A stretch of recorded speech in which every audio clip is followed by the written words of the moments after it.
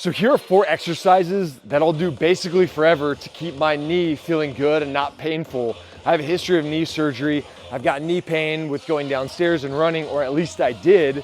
And now I've been doing all these exercises that's been helping to keep my quad strong and my knee less sensitive to pain.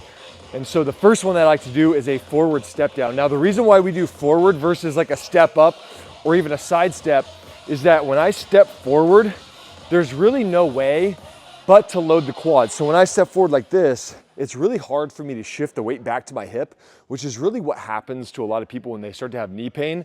They'll start to squat and they'll notice, instead of squatting upright and loading the knees, they'll start to squat and their torso will get parallel to the ground. And that's just us shifting our weight back to our hip so that our knee doesn't have to feel that load. So the first one's that step down. The other thing, very easy. All these are great, they're easy. You don't need any equipment for this. Next one is gonna be a single leg wall sit. So I'm gonna come down to the depth that I feel good, and then I'm just gonna hold. So for me, my knee pain starts to come on when I get too low.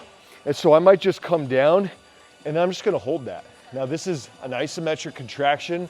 It's a closed chain isometric. And so my quad right now, you know, even after the steps, and I've been doing some demos, my quad's shaking, it's on fire. I'm just gonna hold that. The goal is to not be painful. 3 and under out of 10 pain is the key here. Next one I like to do, again, same wall. I'm gonna put my heels up on the wall. What the heels up on the wall does is it makes me load into my knee. The other thing that this wall does is it makes it so I can't do that hinge like I talked about. I can't shift my weight back to my hip.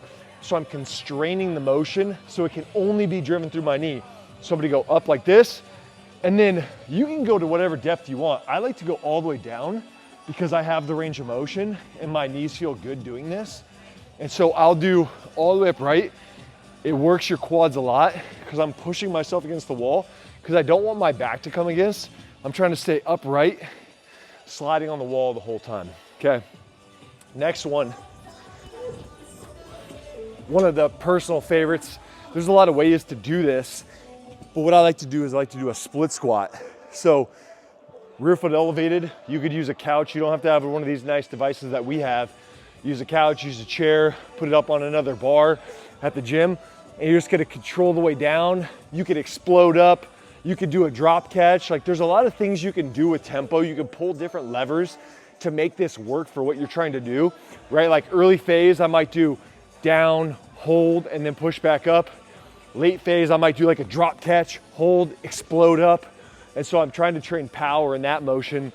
But the benefit of a split squat is massive for knee pain. And so those are the 4 exercises that I do on a daily basis to keep my knee from hurting.